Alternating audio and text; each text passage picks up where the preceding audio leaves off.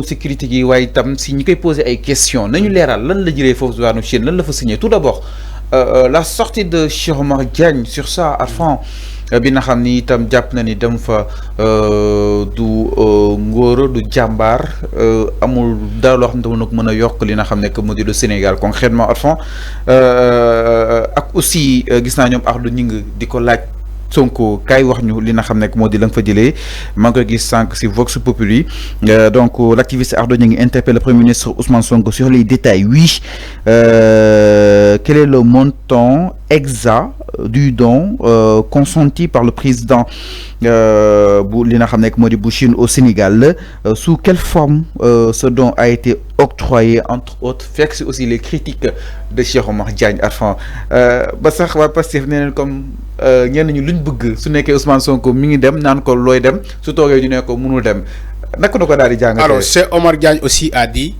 des gens ont en train de le diffamer.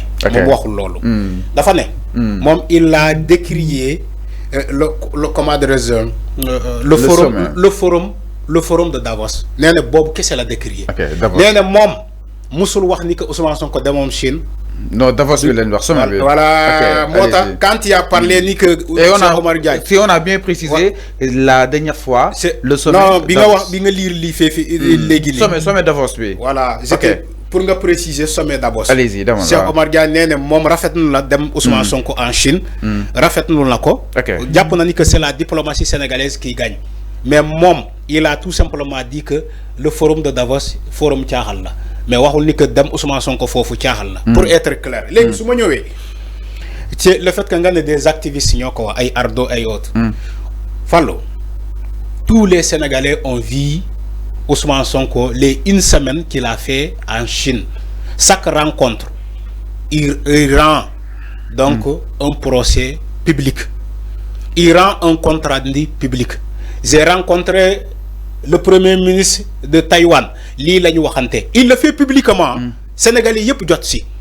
J'ai rencontré le premier ministre de Chine à Pékin, lii la ñu waxtaanee lii ak lii ak lii. J'ai rencontré telle et telle autre personne, lii la ñu waxtaanee lii la ñu waxtaanee. Toute l'information est rendue publique. Donc am na transparence. Am na transparence. Ma ne yow mii chaque jour nga toog fii ci plateau di lire les rencontres de Ousmane Sonko. Man mii commenté naa ko à travers des notes qui ont été parues publiquement Sénégalais yëpp jot si.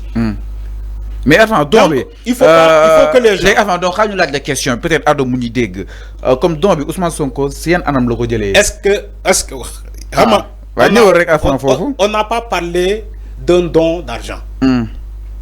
Ousmane Sonko a parlé des coopérations qui ont été signées. J'invite Ardo à aller lire les documents et les rapports des rencontres de Ousmane Sonko. On n'a jamais parlé ni que la Chine a donné un don au Sénégal à valeur de 1000 et quelques milliards ou des milliards. Attention, c'est pas comme ça. La Chine a renouvelé son partenariat gagnant-gagnant avec le Sénégal. Donc c'est des coopérations bilatérales. Non, il faut que ñoom Ardo ñu bàyyi. Donc c'est une coopération bilatérale. Parfois manipulation bi.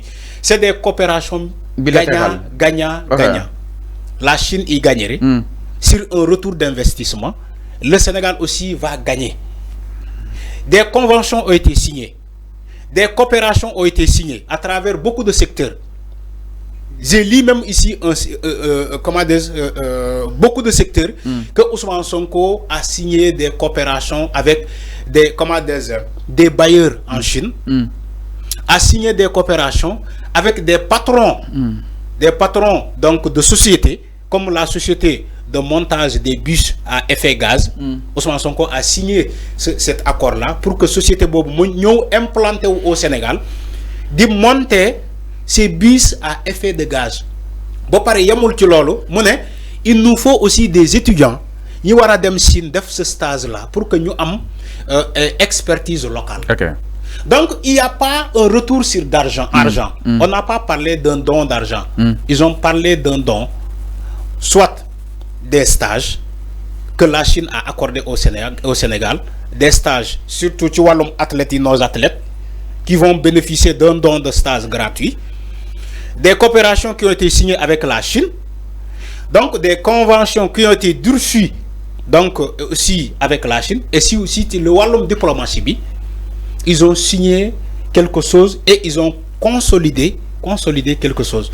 Mais Ousmane Sonko, il n'a jamais dit que la Chine nous a donné, comment dire, une enveloppe de tel et tel autre milliard.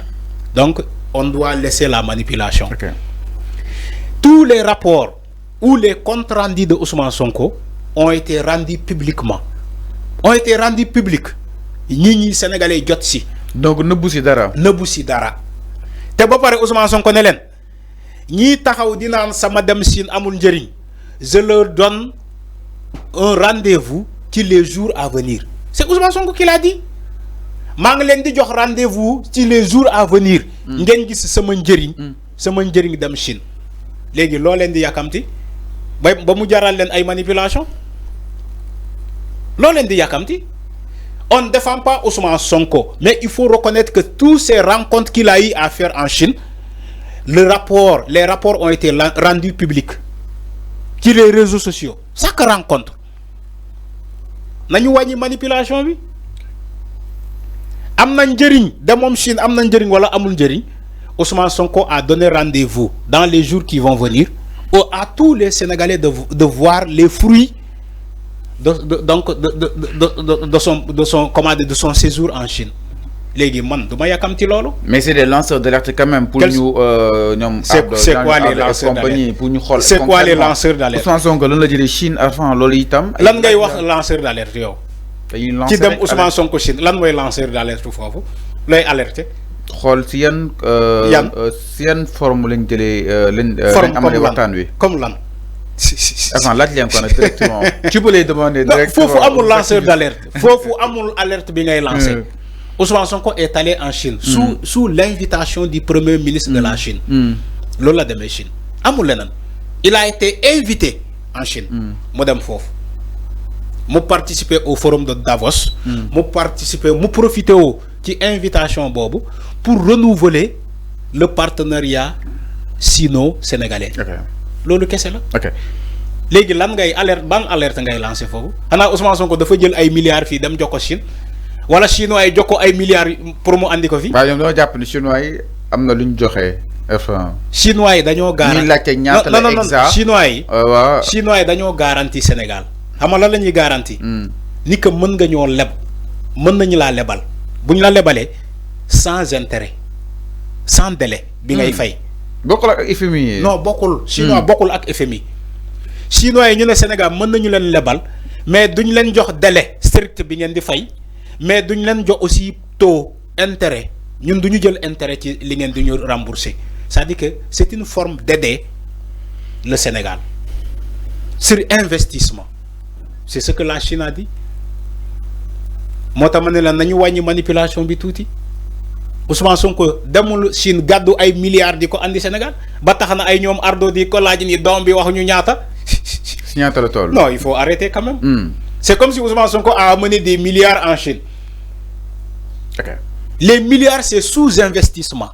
Bailleurs yi ñooy ñëw Chine di investir fii à hauteur de des milliards mais Ousmane Sonko jëlul mallette milliards di ko andi Sénégal.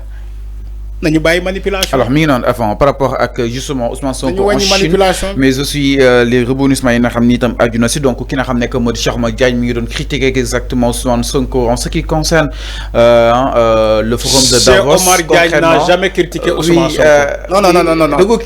Fallou déedéet. Cheikh Oumar Diagne n'a jamais critiqué Ousmane Sonko. Autant pour moi. Voilà. Cheikh Oumar Diagne a critiqué le forum de Davos. Où Ousmane Sonko a assisté. Merci d'avoir rectifié. Li nga xam ne que moo di jàmbaar concrètement alors. Ñu daal ñu itam si leneen ginnaaw loolu exactement donc autre chose.